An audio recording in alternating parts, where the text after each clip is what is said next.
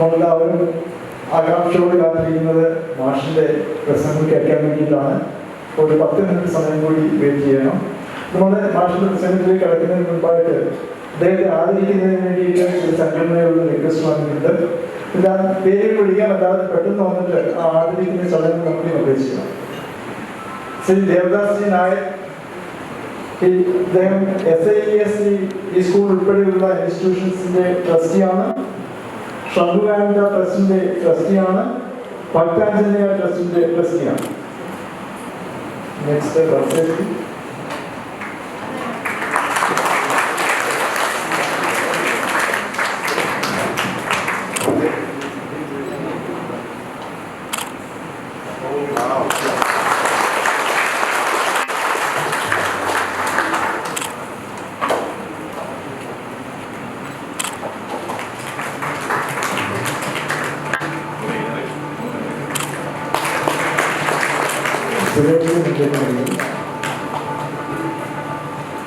അടുത്തത് കേന്ദ്രീയ ക്ഷേത്ര പരിപാലന സമിതിക്ക് വേണ്ടി ട്രഷറർ ബത്സേഷി. അടുത്തത് മിനി ശബരിമല ടെമ്പിളിന് വേണ്ടിയിട്ട് Suresh Kumar vice president.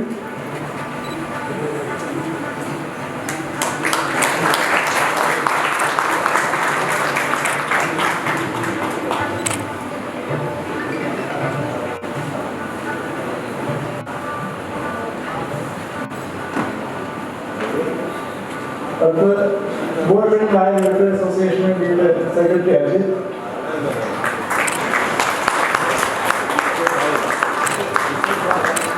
Bombay Keraleeya Samajam vice president captain Devadas, secretary AR Devdas.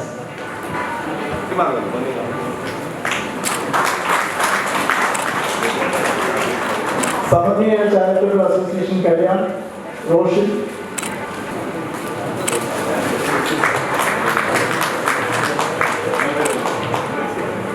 Hindu Aikyavedi trust Kalyan Subrahmanyam.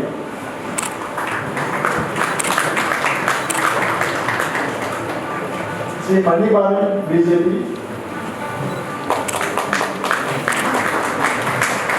Shrimati Kusukumari അമ്മ.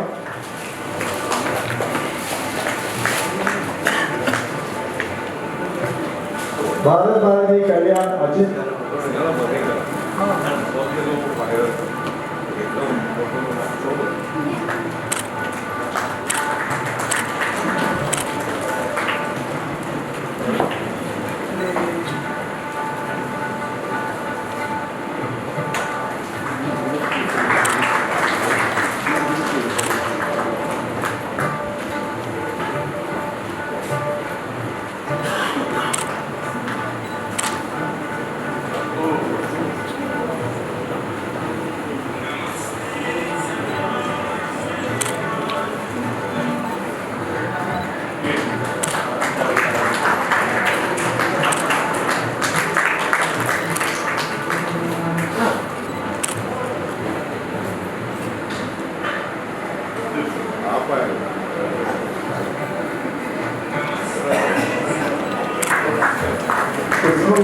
റിക്വസ്റ്റ് ആണ് മാഷിന്റെ ധർമ്മപുരത്തിന്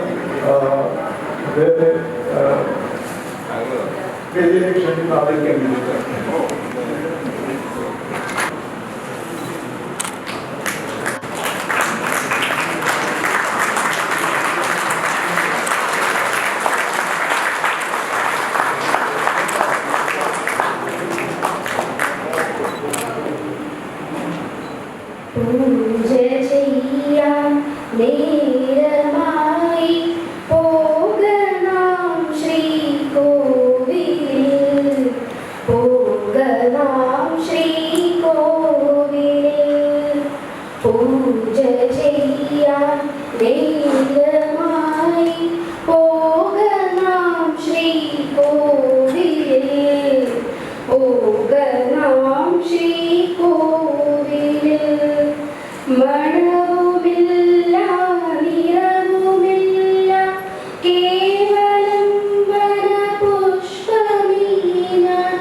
മനമുമില്ല നിറവുമില്ല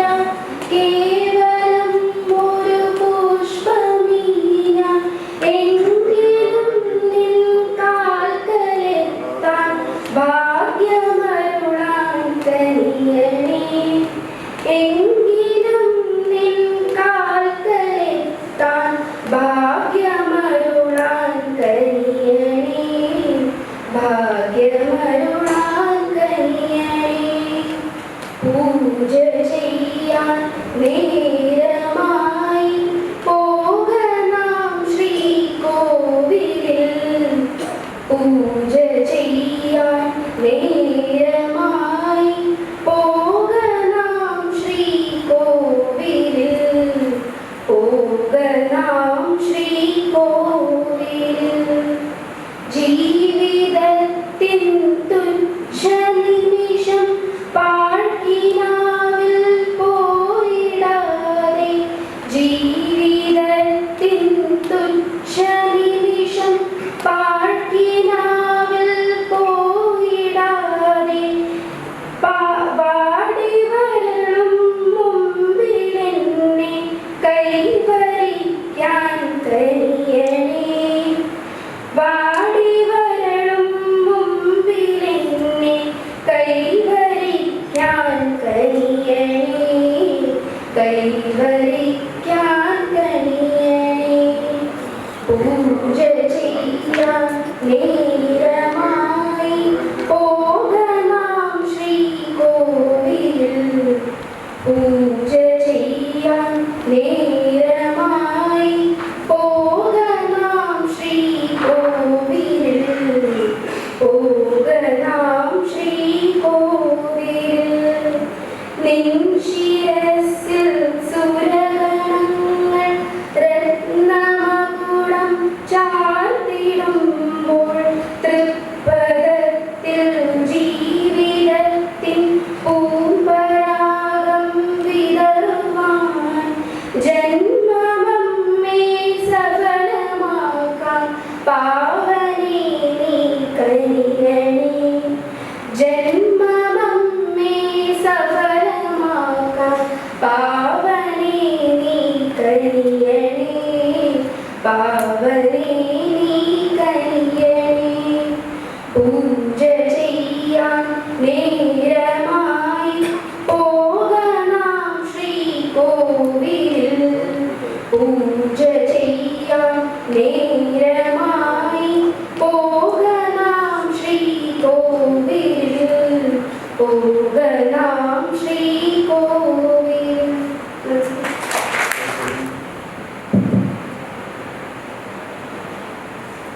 ധന്യമായ ഈ ചടങ്ങിൽ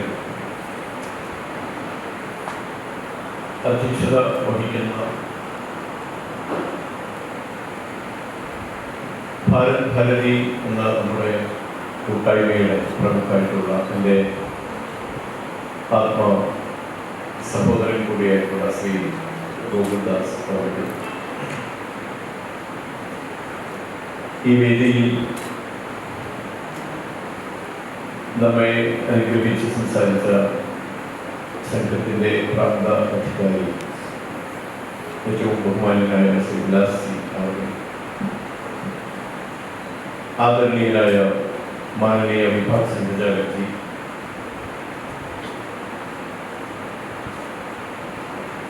പ്രിയ സഹോദരൻ ശ്രീ സുരേഷ് ബാബുജി, സദസ്സിൽ സന്നിഹിതരായിട്ടുള്ള ഭാരത് ഭാരതിയുടെ കർമ്മധീരരായ സഹപ്രവർത്തക സഹോദരങ്ങൾ, ഏറ്റവും ആദരണീയരായ അമ്മമാർ, സഹോദരിമാർ, പ്രിയ സഹോദരങ്ങൾ, ബന്ധുജനങ്ങൾ, എല്ലാവർക്കും സ്നേഹപൂർണ്ണമായ നമസ്കാരം.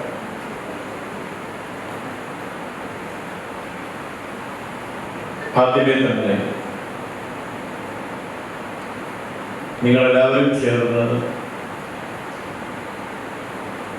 ഇവിടെ പകർന്നു തന്ന സ്നേഹത്തിന് ആശീർവാദങ്ങൾക്ക് ഹൃദയപൂർവമായ നന്ദി രേഖപ്പെടുത്തുകയാണ്. നമുക്കെല്ലാവർക്കും അറിയാം, നാം എല്ലാം മനസ്സിലാക്കിയിട്ടുണ്ട്, നമ്മയെല്ലാം പുറത്തിറക്കുന്ന ഉജ്ജ്വലമായ ദർശനം നമുക്ക് പകർന്നു തരുന്ന നമ്മുടെ മഹത്തായ പ്രസ്ഥാനം രാഷ്ട്രീയ സ്വയം സേവക സംഘം. കർമ്മസാധനയുടെ കർമ്മവൈവിധ്യങ്ങളുടെ 100 വർഷം തികയ്ക്കുകയാണ്.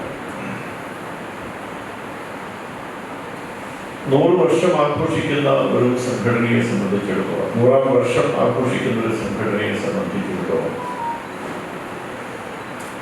അത്യാഡംബരപൂർണമായ പരിപാടികളും ആഹ്ലാദാരവങ്ങളും പ്രകമ്പനം കൊള്ളിക്കുന്ന മുദ്രാവാക്യങ്ങളും ഒക്കെ അന്തരീക്ഷത്തിൽ മുഴക്കി ഇതാ ഞങ്ങൾ 100 വർഷം പൂർത്തീകരിച്ചിരിക്കുന്നു എന്ന് ജനങ്ങളോട് പ്രഖ്യാപിക്കുന്ന ഒരു രീതിയാണ് നമ്മൾ കണ്ടുകൊണ്ടിരിക്കുന്നത്. പക്ഷെ അതിൽ നിന്ന് തികച്ചും ഭിന്നമായി ഏതൊരാദർശത്തിനു വേണ്ടിയാണോ ഈ മഹത്തായ പ്രസ്ഥാനം ജനങ്ങൾക്കിടയിൽ, സമാജ ബന്ധുക്കൾക്കിടയിൽ പ്രവർത്തിച്ചുകൊണ്ടിരിക്കുന്നത്, ആ ആദർശത്തിന്റെ സാക്ഷാത്കാരത്തിന് ഉതകുന്ന മഹത്വപൂർണമായ ദർശനങ്ങൾ പ്രയോഗവൽക്കരിക്കാൻ കഴിയുന്ന ജനകീയമായ ബോധവൽക്കരണ പരിപാടിയിലാണ് സംഘം മുഴുകിയിരിക്കുന്നത്. ആ ബോധവൽക്കരണ പരിപാടിക്ക് 5 തലങ്ങൾ നമ്മൾ നൽകിയിട്ടുണ്ട്. അതാണ് ആദരണീയനായ നാസിയുടെ നമ്മുടെ മുമ്പിൽ വിശദീകരിച്ചത്.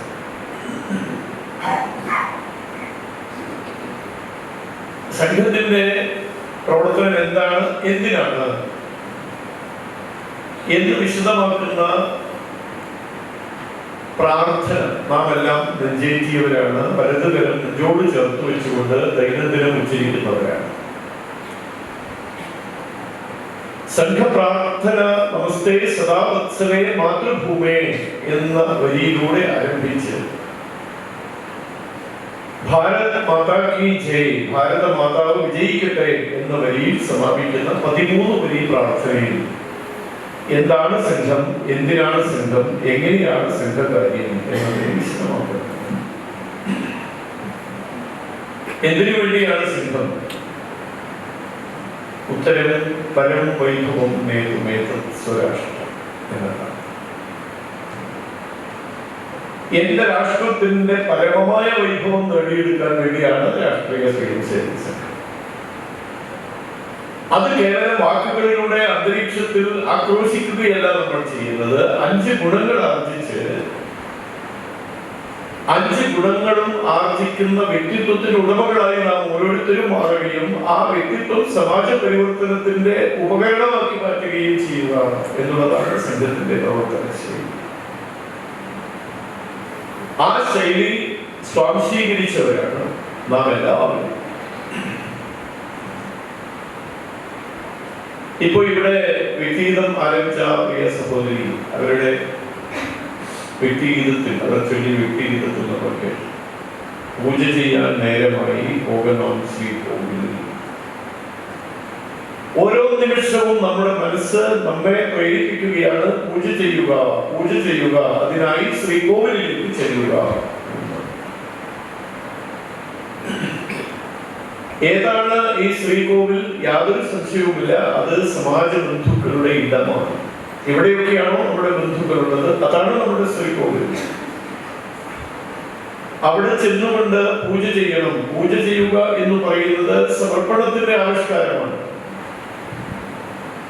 ഇതം മമ രാഷ്ട്രായ സ്വാഹ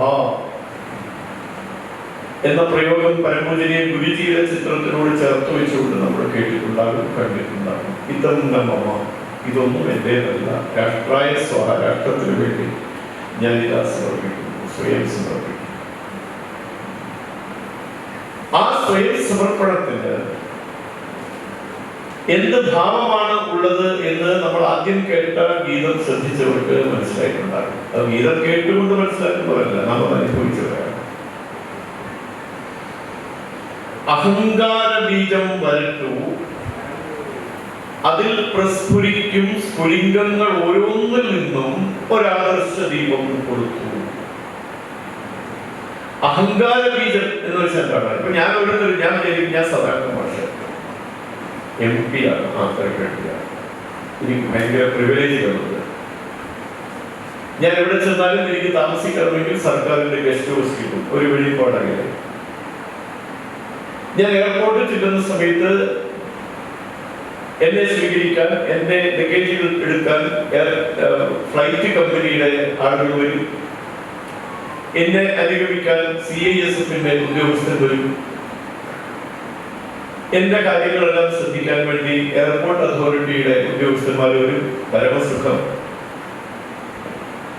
ചിലപ്പോൾ ചില സ്ഥലത്ത് പോലീസുകാർ സല്യൂട്ട് ചെയ്യും. തലക്കെട്ടില്ല, ഞാൻ ആള് ക്യാമറ. നമ്മൾ പറയാറില്ലേ, കാണുമ്പോൾ ചോറും ചെയ്യും. അതെന്നിൽ ഞാൻ മറ്റുള്ളവരിൽ നിന്ന് എങ്ങനെയൊക്കെയോ വ്യത്യസ്തനാണ്.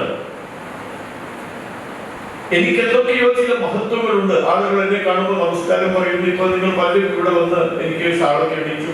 ഇതൊക്കെ കാണുമ്പോ എന്റെ മനസ്സിൽ ഞാൻ ഇവരെക്കാളൊക്കെ കുറച്ച് ഉയർന്നു നിൽക്കുകയാണ്, ഞാൻ ആൾ കേവലാണ് എന്നൊരു തോന്നൽ. അതിനെയാണ് നമ്മൾ അഹങ്കാരം എന്ന് പറയും. ആ തോന്നൽ വന്ന് നിങ്ങളിൽ നിന്നും ഒന്നിനും കൊള്ളില്ല, ഞാൻ മാത്രമാണ് എടുക്കൽ എന്ന ഭാവത്തിലേക്ക് ഉയർന്നു എന്ന് പറയാം. അതാണ് അഹങ്കാരം. അങ്ങനെയുള്ള അഹങ്കാരത്തിന്റെ ബീജം വരട്ടിക്കളയാനാണ് നാം ഉച്ചരിക്കുന്നത്. അഹങ്കാര ബീജം വരട്ടു, അതിൽ പ്രസ്ഫുരിക്കും സ്ഫുലിംഗങ്ങൾ ഓരോന്നിൽ നിന്നും ഒരാദർശ ദീപം കൊടുത്താലാണ് നമ്മളോട് ആവശ്യപ്പെടുന്നത് സംഘം. ഞാനെന്ന ഭാവം പൂർണ്ണമായും ഇല്ലാതെയാക്കിക്കൊണ്ട് ആദർശത്തിന്റെ ദീപം ജ്വലിപ്പിക്കാൻ എന്നെ പ്രേരിപ്പിക്കുന്ന ഉജ്ജ്വലമായ ദർശനം, അതാണ് സംഘദർശനം എന്ന് പറയുന്നത്. എന്തിനാണ് നമ്മൾ ഈ അഹങ്കാര ബീജമൊക്കെ വരട്ടി ശ്രീകോവിലിൽ ചെന്ന് പൂജ ചെയ്യുന്നത്? ശിശുക്കൾക്ക് കൂടെ കളിക്കാൻ, യുവത്വം മതം പൊട്ടിടുമ്പോൾ തളയ്ക്കാൻ, വയോവൃദ്ധനൂന്നായി ഉറപ്പുള്ള താനായി പിടിച്ചൊന്നു നിൽക്കാൻ ഒരാദർശ ദീപം. നമ്മുടെ ധർമ്മം എന്താണെന്ന് നിർവചിക്കുകയാണ്. ശിശുക്കൾക്ക് കൂടെ കളിക്കാൻ, കൊച്ചുകുട്ടികളോടൊപ്പം ചെന്ന് കബഡി കളിക്കുക, അതല്ല വാസ്തവം. അങ്ങനെ കളിക്കും നമ്മുടെ സംഘസ്ഥാനം. പക്ഷെ ആ കളിയിലൂടെ ഒരു സന്ദേശത്തിന്റെ ആവിഷ്കാരം, മഹത്തായ ആവിഷ്കാരം നടക്കുകയാണ്. ശിശുക്കൾ എന്ന് പറയുമ്പോൾ ലോകത്തെ കുറിച്ച് വേണ്ട രീതിയിലുള്ള അറിവ് ലഭിക്കാത്ത ഒരു കൂട്ടർ, വരും വരായികളെ കുറിച്ച് ചിന്തിക്കാൻ സാധിക്കാത്ത പ്രായത്തിലുള്ളവരെയാണ് കുട്ടികൾ എന്ന് പറയുക. ശിശുക്കൾ, കൊച്ചുകുട്ടികൾ. അവരമ്മയെ കല്ലെടുത്തെറിയും, അച്ഛനെ വടികൊണ്ടടിക്കും, കൂട്ടുകാരെ നോക്കി ചിലപ്പോൾ തുപ്പിയെന്ന് വരും, നമ്മൾ നിലവിളക്ക് തെളിയിച്ച് വെച്ച നൂലിക്കെടുത്തി എന്ന് വരും. ഇതൊക്കെ വിവേകത്തിന്റെ അഭാവം കൊണ്ട്, അല്ലെങ്കിൽ വേണ്ടത്ര അറിവ് നേടാത്തതിന്റെ ഫലമായി ഉണ്ടാകുന്ന പെരുമാറ്റങ്ങളാണ്. അങ്ങനെയൊക്കെ പെരുമാറുന്നവരെയാണ് ശിശുക്കൾ എന്ന് വിളിക്കുക. ആ ശിശുക്കളോടൊപ്പം നമ്മൾ കളിക്കുക എന്ന് പറയുമ്പോൾ നമ്മൾ അവരോടൊപ്പം ചേർന്ന് അവരുടെ മനസ്സ് പങ്കുവെച്ച് അവർക്ക് സന്തോഷം പകരുന്ന തരത്തിൽ അവരോടൊപ്പം നമ്മൾ ഇഴുകി ചേരുകയാണ്. അതിനുവേണ്ടിയാണ് ആദർശദീപം നമ്മൾ കുട്ടികളോടൊപ്പം കളിക്കുക. യുവത്വം മതം പൊട്ടിടുമ്പോൾ തളയ്ക്കാൻ, എത്ര വലിയ ആശയമാണെന്നോ. യുവാവായിരിക്കുന്ന ആളെ സംബന്ധിച്ചിടത്തോളം, യുവാക്കന്മാരൊക്കെ ഇപ്പോ നമ്മളിപ്പോ പറയുന്ന ജെൻസി, ന്യൂജൻ, ഈ ന്യൂജൻ സമൂഹം, അവരും ശിശുക്കൾ വളർന്ന് കൗമാരപ്രായക്കാരായി യുവാക്കളായി മാറുമ്പോഴേക്കും ഈ ലോകം കീഴ്പ്പെടുത്താനുള്ള മനസ്സ് അവർക്കുണ്ടാകും. ഒരു കുതിരയെ പോലെ കുതിച്ചു പായാനുള്ള മനോഭാവം. ആ പാച്ചിലിനിടയിൽ മുന്നിൽ ഒന്നും തടസ്സമല്ല, എല്ലാം തട്ടിത്തെറിപ്പിച്ചുകൊണ്ടിരിക്കും, മുന്നോട്ട് പോകണം എന്നിങ്ങനെ ആലോചിച്ച് പോകുന്നവരാണ് യുവത്വം. അങ്ങനെയുള്ള അവസ്ഥയാണ് മതം പൊട്ടുക എന്ന് പറയുന്നത്. എന്തും ചെയ്യാം, എങ്ങനെ പെരുമാറാം, ആ നിലയ്ക്ക് ചിന്തിക്കുന്ന ഒരു കൂട്ടര്. മതം പൊട്ടിടുമ്പോൾ തളയ്ക്കാൻ, അവരെ പിടിച്ചു കെട്ടാൻ, എന്താ വെച്ചാൽ ഈ ചെറുപ്പക്കാരൊക്കെ ഇങ്ങനെ പതിച്ചു നടക്കുന്നത് ചെറുപ്പക്കാരെ പിടിച്ചു കെട്ടാന്നുള്ളതല്ല. ആ യുവത്വം എന്ന ഭാവത്തെ ശരിയായ തരത്തിൽ നിയന്ത്രണ വിധേയമാക്കാൻ കഴിയുന്ന തരത്തിലുള്ള ഇടപെടലുകൾ നടത്തുക എന്നുള്ളതാണ്. കുതിച്ചു പായുന്ന കുതിരപ്പുറത്ത് കടിഞ്ഞാണായിരിക്കാൻ നമുക്ക്, കടിഞ്ഞാൻ പിടിച്ചുകൊണ്ടിരിക്കാൻ നമുക്ക് കഴിയുമ്പോൾ ആ കുതിരശക്തി യുദ്ധവിജയത്തിന് ഉപയോഗിക്കാൻ കഴിയും. നമ്മൾ ആഗ്രഹിക്കുന്ന വഴിയിലൂടെ അതിനെ നിയന്ത്രിച്ചു കൊണ്ടുപോകാൻ കഴിയും. ആ ഒരു ദൗത്യം അതാണ് യുവത്വം മതം കൊട്ടിടുമ്പോൾ തളയ്ക്കാൻ, വയോവൃദ്ധനൊന്നായി ഉറപ്പുള്ള താങ്ങായി പിടിച്ചൊന്നു നിൽക്കാൻ. വയോവൃദ്ധന്മാരെ കുറിച്ച് നമുക്കറിയാം. അവശരായി, സഞ്ചരിക്കാൻ പ്രയാസപ്പെടുന്നവരായി, ജീവിക്കാൻ ബുദ്ധിമുട്ടുന്നവരായി കഴിയുന്ന ആളുകളെ എല്ലാം നമുക്ക് ഈ കൂട്ടത്തിൽപ്പെടുത്താം. അവർക്ക് ഉറപ്പുള്ള ഒരു താങ്ങായി നമുക്ക് മാറാൻ കഴിയുക എന്നുള്ളതാണ്. പിടിച്ചൊന്ന് നിൽക്കാൻ. ആ നിലയ്ക്ക് നമ്മുടെ ജീവിതത്തെ ചിട്ടപ്പെടുത്തുന്ന ആദർശം നമ്മൾ സ്വീകരിക്കുക, അതിനു വേണ്ടി ജീവിക്കുക, അതൊരു ദീപമായി ജ്വലിപ്പിക്കുക. ചലേ ജലായേ ദീപ് വഹാം ജഹാ അഭീഹി അന്ധേരാഹേ നമ്മൾ പാടി ശീലിച്ചതാണ്. എവിടെയാണോ അന്ധകാരം തിമർത്ത് തുള്ളുന്നത് അവിടങ്ങളിൽ ചെന്ന് ദീപം ജ്വലിപ്പിക്കുക. ആ അന്ധകാരത്തെ ഉച്ചാടനം ചെയ്യാൻ, ആ ഇരുട്ടിനെ വകഞ്ഞു മാറ്റാൻ കഴിയുന്ന ദീപമായി ജ്വലിക്കുക. അതാണ് നമ്മുടെ ആ ദൗത്യം ഏറ്റെടുത്ത് പ്രവർത്തിക്കാൻ സാധിച്ചു എന്നുള്ളതാണ് ജീവിതത്തിലെ ഏറ്റവും വലിയ സൗഭാഗ്യമെന്ന് കരുതുന്ന ഒരാളാണ് നിങ്ങളെ പോലെ ഞാൻ.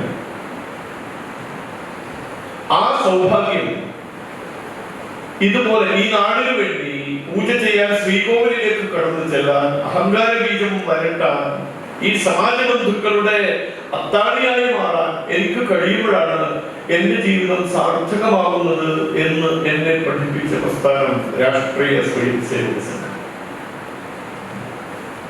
അതിന്റെ 100 വർഷം കഴിയുന്ന വേളയിൽ ഈ മുംബൈ നഗരത്തിൽ കഴിയുന്ന എന്റെ പ്രിയ സഹോദരങ്ങളോടൊപ്പം കുറച്ചു നേരം ചെലവഴിക്കാൻ കഴിയുന്നു എന്നുള്ളത് അങ്ങേയറ്റം ചരിതാർത്ഥ്യം നൽകുന്നതാണ്.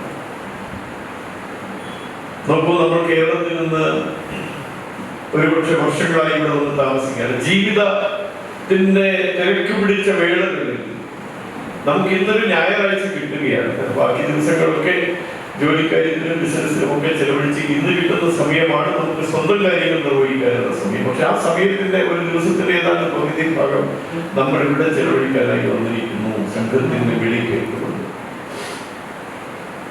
അപ്പൊ ആ നിലയ്ക്ക് നോക്കും, 10,000-കണക്കിന് ലക്ഷക്കണക്കിന് ആളുകൾ അധിവസിക്കുന്ന വലിയ നഗരമാണ് ഈ മുംബൈ നഗരം. ആ നഗരത്തിലെ ഒരു ചെറിയ ശതമാനമാണ് നമ്മൾ ഇരിക്കുന്ന ആളുകൾ. പക്ഷെ നമുക്ക് ദീപം ജ്വലിപ്പിക്കാൻ കഴിയുകയും അന്ധകാരത്തെ ഇല്ലാതെയാക്കാൻ കഴിയുകയും ചെയ്യുന്ന ഉജ്ജ്വലമായ ദർശനം നെഞ്ചേറ്റാൻ കഴിഞ്ഞു എന്നുള്ളത് നമ്മിൽ അഭിമാനം പകരുന്നതാണ്. അതുകൊണ്ടാണ് നമ്മൾ ഇവിടെ ഒരുമിച്ച് കൂടിയിട്ടുള്ളത്. ഇപ്പോ ഒരുപാട് പേര് നിങ്ങൾ എന്നെ ഒന്ന് ക്ഷണിച്ചു. ചില ആളുകൾ ഉപഹാരം തന്നു, ചില ആളുകൾ മറ്റു ചില കാര്യങ്ങൾ എനിക്ക് സമ്മാനിച്ചു. സന്തോഷത്തോടെ ഞാനത് സ്വീകരിക്കുന്നു. അതെല്ലാം എന്റേത് എന്ന് ഞാൻ കരുതുന്നേയില്ല, എനിക്കുള്ളത് എന്ന് ഞാൻ കരുതുന്നേയില്ല. കാരണം ആദരണീയനായ നമ്മുടെ പ്രധാനമന്ത്രി നരേന്ദ്രമോദിജി അദ്ദേഹം എന്നെ നേരിട്ട് വിളിച്ച് പറയുകയായിരുന്നു, മാസ്റ്റർജി ഒരു ദൗത്യം ഏൽപ്പിക്കുകയാണ്. അതാണ് രാജ്യസഭാംഗമാകാനുള്ള എൻ്റെ ആദ്യത്തെ വിളി. എനിക്ക് വന്ന വിളി അത്ഭുതപ്പെടുത്തി. കാരണം നമ്മുടെ പ്രവർത്തന രീതി അനുസരിച്ച്, നമ്മുടെ പ്രവർത്തന ശൈലി അനുസരിച്ച് ഏതെങ്കിലും ഒരു അധികാര സ്ഥാനത്ത് എത്തുക എന്നുള്ളതാണ് ജീവിത സാഫല്യം എന്നൊരിക്കൽ പോലും നാം ചിന്തിക്കാറില്ല. ഒരിക്കൽ പോലും സംഘം നിശ്ചയിക്കുന്ന ചുമതല ഏറ്റെടുക്കുന്നു, അത് വിജയകരമായി പ്രവർത്തിക്കാനുള്ള ശക്തി തരണമേ എന്ന് പ്രാർത്ഥിക്കുന്നു. നമ്മളതനുസരിച്ച് ഒരു ഗ്രാമത്തിലെ ശാഖയുടെ മുഖ്യ ശിക്ഷകരായി തുടങ്ങിയതാണ് ഞാൻ. ഒരു ദിവസം എനിക്ക് സംഘത്തിന്റെ മുഖ്യ ശിക്ഷകരാകണം എന്ന് വിചാരിച്ച് സംഘത്തിന്റെ ശാഖയിലേക്ക് പോയ ഒരാളല്ല. ഒരുപക്ഷെ നിങ്ങൾ ചിലരെങ്കിലും മനസ്സിലാക്കിയിട്ടുണ്ടാകും. നേരത്തെ ഗോകുൽദാസ് ഇവിടെ സൂചിപ്പിച്ചതുപോലെ ഞാൻ കമ്മ്യൂണിസ്റ്റ് ആശയത്തിൽ ആവേശം കൊള്ളുകയും അതിനുവേണ്ടി ആവേശത്തോടെ പ്രവർത്തിക്കുകയും ചെയ്തിരുന്ന കൂട്ടത്തിൽപ്പെട്ട ഒരാളാണ്. ചെറിയ ക്ലാസ് മുതൽ ഈ പറയുന്ന ആശയത്തിന്റെ പ്രതിബിംബമായ അരിവാൾ ചുറ്റിക നക്ഷത്രം ചുവന്ന മഷിയുള്ള ബോൾ പോയിന്റ് പേന വാങ്ങി വെള്ള പേപ്പറിൽ വരച്ചു വെക്കുന്ന ഒരു ഹോബി ഉണ്ടായിരുന്നു. അങ്ങനെയായിരുന്നു. കാരണം ഞാൻ ജനിച്ചു വളർന്ന ഗ്രാമം, എന്റെ കുടുംബം എനിക്ക് ജന്മം നൽകിയ എൻ്റെ പിതാവ്, എന്റെ മുന്നേ സഞ്ചരിക്കുന്ന എൻ്റെ ജ്യേഷ്ഠ സഹോദരൻ, ഇവരൊക്കെ ഈ മാർഗത്തിലൂടെ സഞ്ചരിച്ചവരാണ്. സ്വാഭാവികമായി ഞാൻ ആ ഗ്രാമത്തിന്റെ പ്രത്യേകത അനുസരിച്ച് കമ്മ്യൂണിസ്റ്റ് ആധിപത്യ ഗ്രാമം എന്ന വിശേഷണത്തിന് 100% അർഹതയുള്ള ഗ്രാമത്തിൽ ജനിച്ചു വളർന്ന് അവിടെ കേട്ട മുദ്രാവാക്യങ്ങൾ, തെരുവുകളിൽ പാറിക്കളിക്കുന്ന ചെമ്പൊടി, തെരുവിൽ ഒരു കച്ചവട സ്ഥാപനത്തിന്റെ മുകൾ ഭാഗത്തുള്ള പാർട്ടി ഓഫീസ്, അവിടെ കയറി ചെല്ലുക, കയറുമ്പോൾ കളിക്കുക, അവിടെ ലേട്ടന്മാരോട് ലോഹി പറയുക, അവർ പറയുന്ന പ്രവൃത്തി ചെയ്തു കൊടുക്കുക, വിശേഷ ദിവസങ്ങളിൽ കുരുത്തോല ഞാറ്റുക, കൊടികെട്ടുക, കൊച്ചുകുട്ടികളുടെ പ്രസ്ഥാനം, ബാലസംഘം, അതിന്റെ ആഴ്ചയിൽ ഒരു ദിവസമുള്ള പരിപാടിയിൽ പങ്കെടുക്കുക, മുദ്രാവാക്യം പിടിച്ച് റോഡിലൂടെ നടക്കുക, മുറ്റത്ത് ഇതോടുപാടും RSS കളിയാക്കുക. ഇതൊക്കെയായിരുന്നു